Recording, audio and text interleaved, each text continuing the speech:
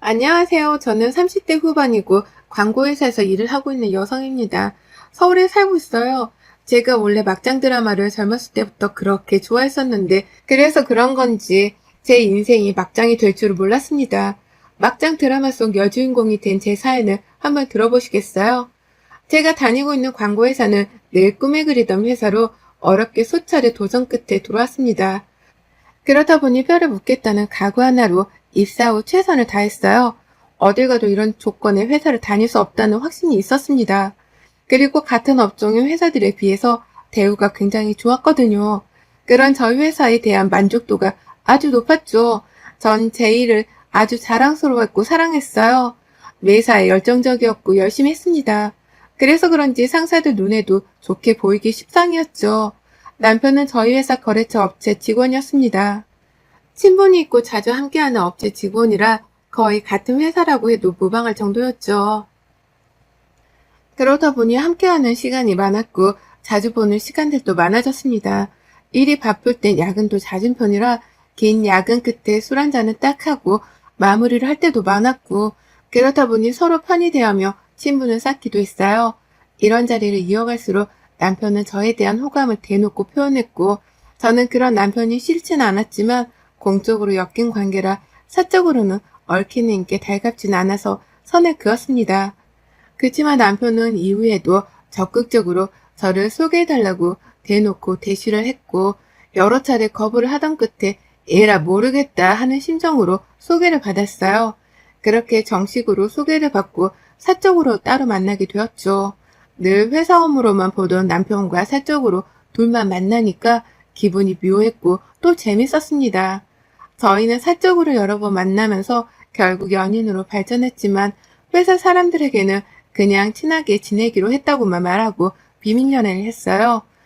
연애를 한다는 사실을 굳이 밝히며 공개 연애를 해서 좋을 건 없으니 말이죠.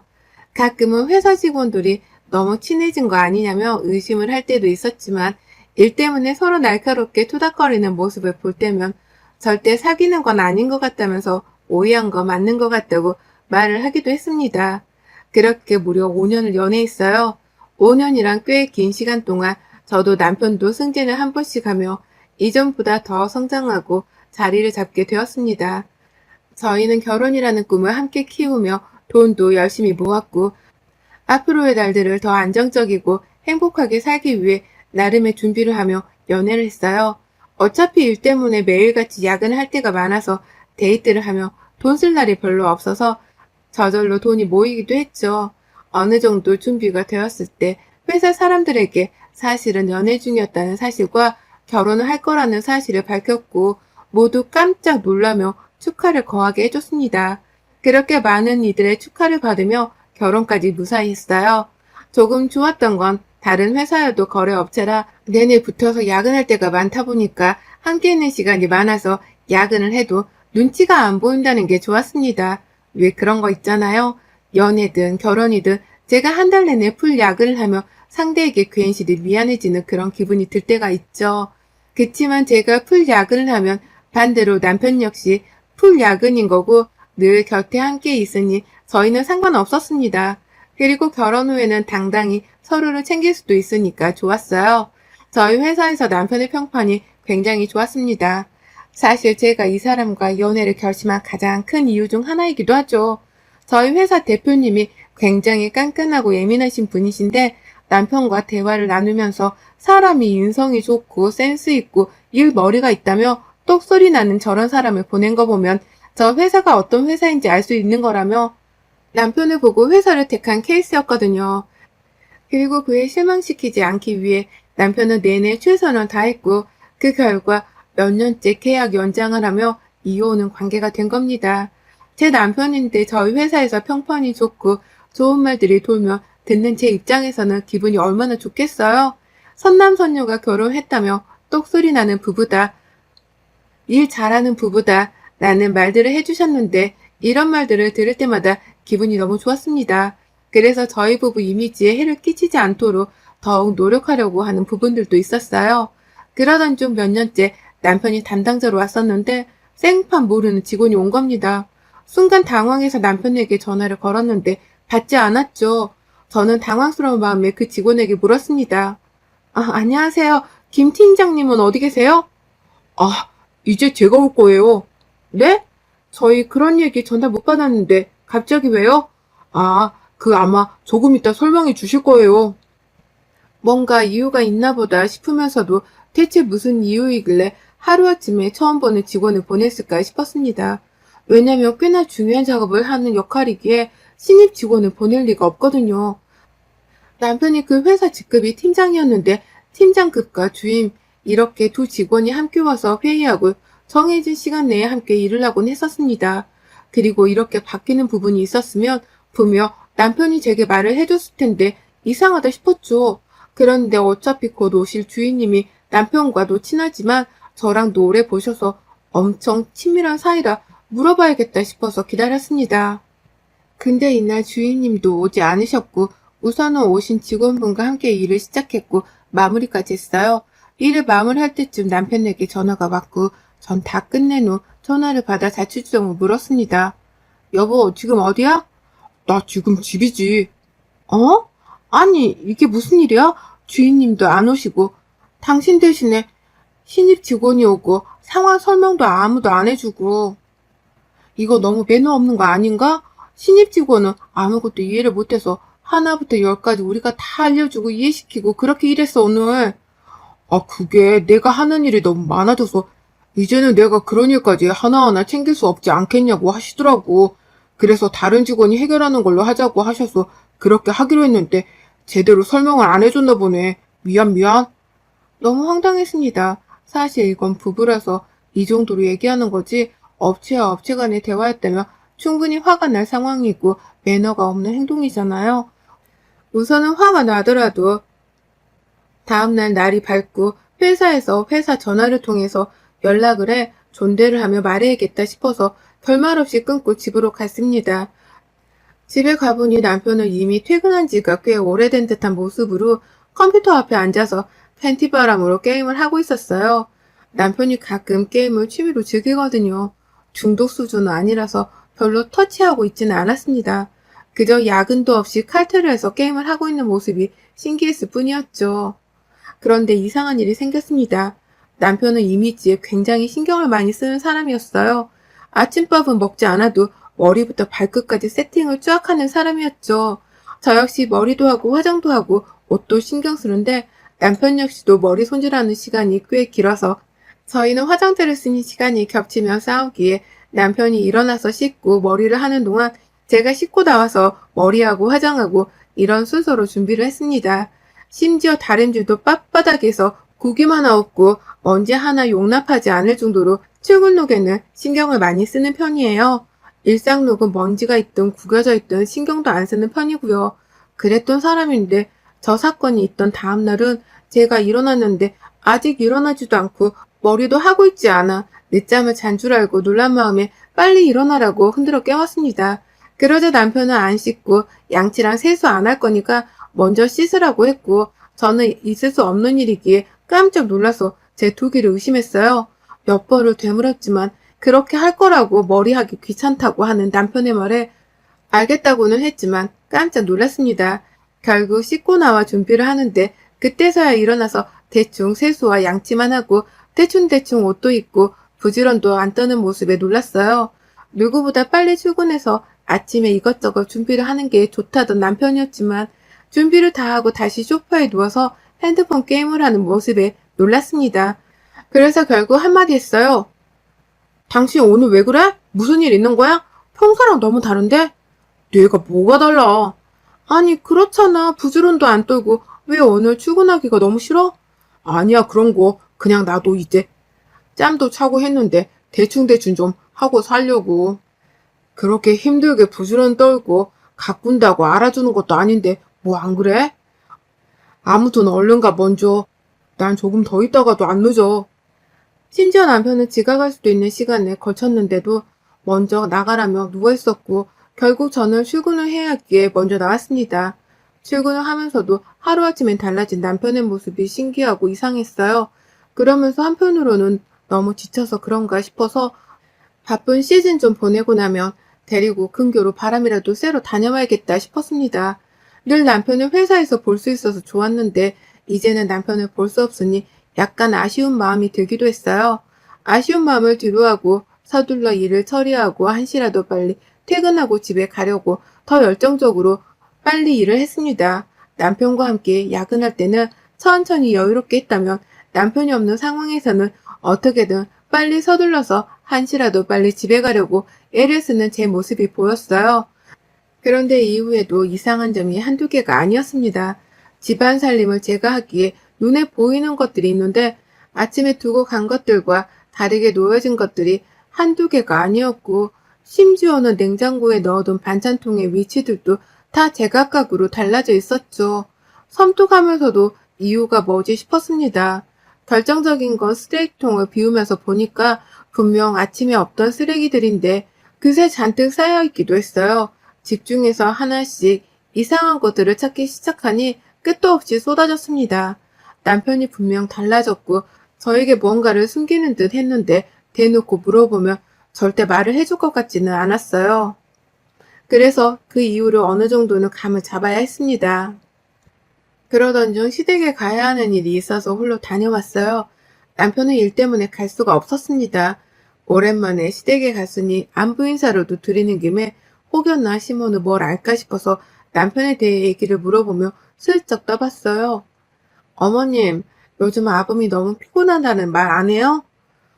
왜 피곤해하니? 보약을 지어줄까? 돈을 많이 번다고 타가 아닌데 지 건강을 챙겨야 하지. 아유, 보약을 지어다 먹여야겠네. 걔가 요즘 돈 버는 재미에 빠져서 뭐가 안 보여서 그래. 돈 버는 재미에 빠지긴 했죠. 그래, 아주 똑똑했어. 너는 아주 남편 잘 만난 거야. 똑똑한 게 멀쩡히 다니던 회사 하루아침에 박차고 나오더니 그렇게 돈 벌 줄 누가 알았냐고. 안 그러냐?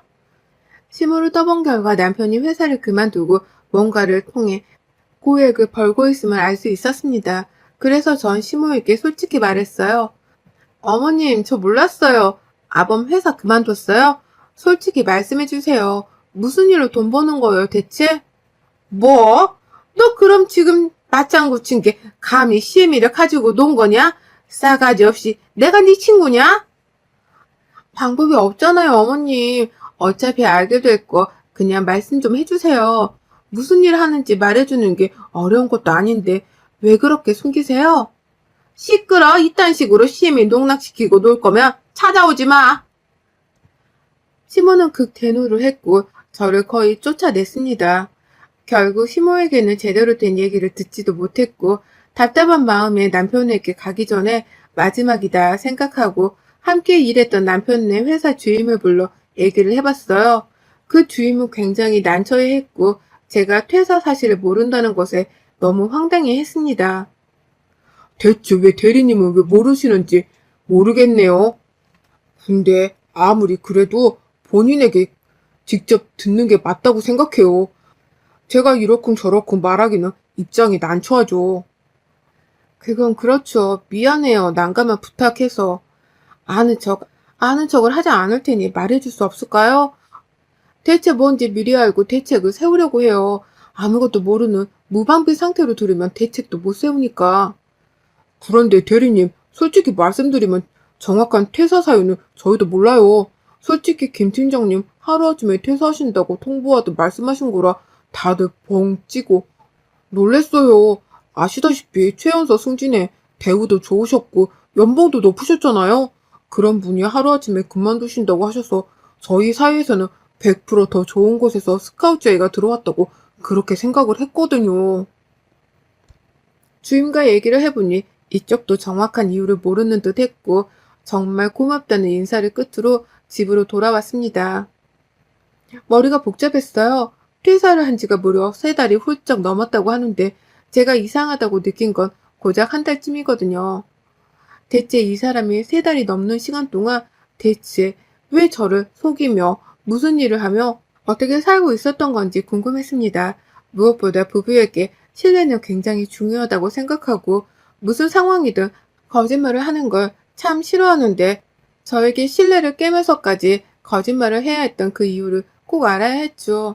전 집에 가자마자 컴퓨터 방에 있는 남편에게 들어가 얘기 좀 하자고 했고 남편과 거실로 나와 얘기를 했습니다.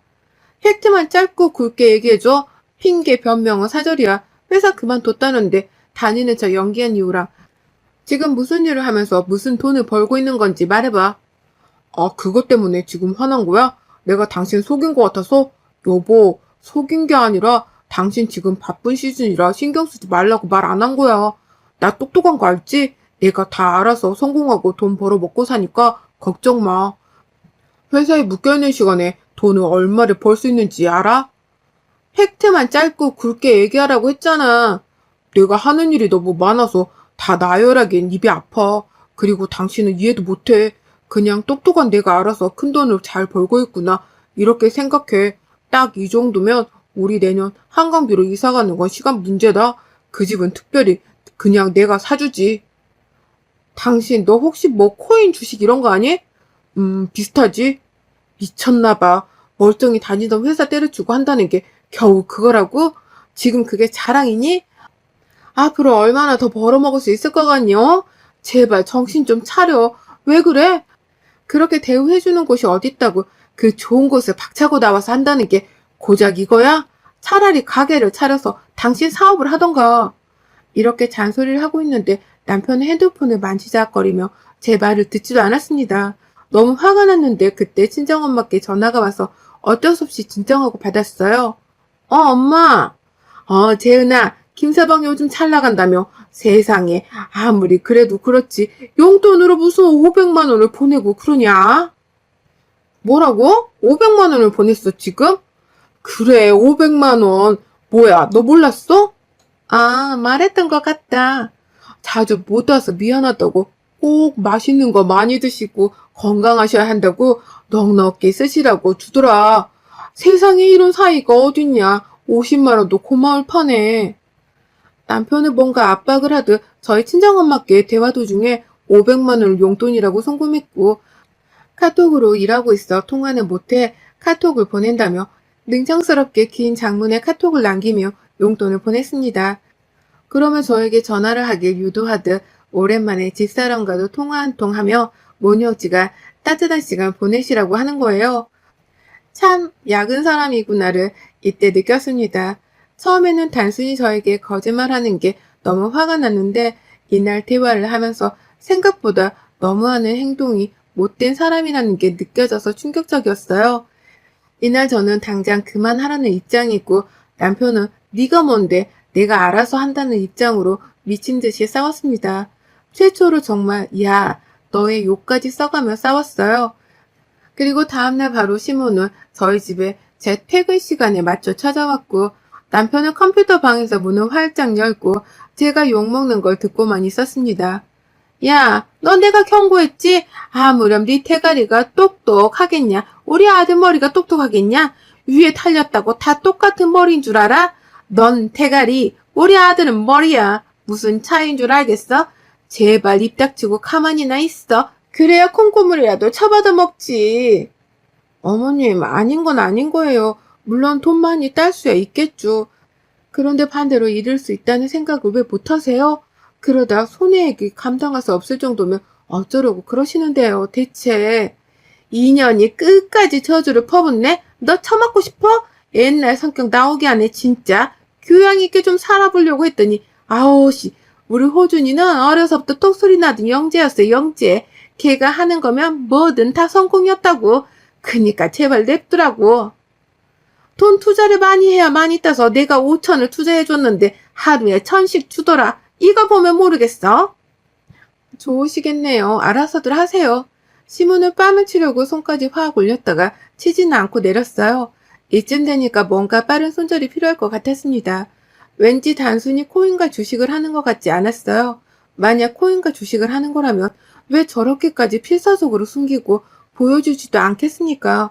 결국 전 이 사람이 뭘 하는지 알아내고 싶은 마음에 잠들었을 때 핸드폰도 뒤지고 컴퓨터도 몰래 뒤지고 검색 기록도 보고 다 해본 결과 도박을 하고 있다는 거 알아냈습니다. 그리고 주식에 코인도 하고 있는 건 사실이었어요. 한마디로 할 수 있는 건 다 하고 있었고 미친 거죠. 도박은 손을 잘라도 하는 게 도박이라고 했기에 절대 희망이란 건 없다고 판단을 했고 무엇보다 애미인 시모가 저렇게 나서서 부채질을 해주는 상황이라 제가 하루빨리 이 상황에서 나오는 게 답이라고 생각해서 이혼을 요구했습니다. 너무 갑작스럽게 이혼을 요구했고 시모에게 쌍욕을 먹었고 남편 역시 고맙다고 하더군요. 부부라는 이유로 본인이 딴 돈 엄마 너한테 갈까 빡쳤는데 알아서 떠나줘서 너무 고맙다고 했습니다. 그렇게 이혼 후 전 저만의 삶을 되찾고 평범하게 살고 있었어요.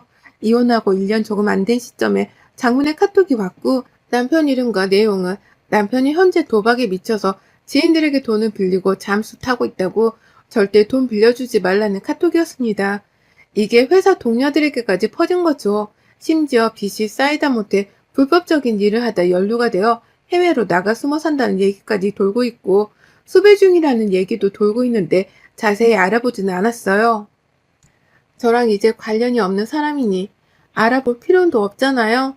무슨 인생을 사든 제 알 바 아니고 다 필요 없이 진짜 고민 없이 바로 이혼하길 참 잘했다 싶습니다. 제가 만약 저때 조금만 더 상황을 지켜보기라도 했으면 큰일 날 뻔했던 게 이혼 준비 중에 돈을 확 잃어서 난리도 아니었거든요. 집 다 부수고 시모에게까지 울며 전화 오고 막 그랬는데 만약 그때 제가 함께 살던 중이면 제가 맞았을지 돈을 강제로 뜯겼을지 어떻게 알겠습니까?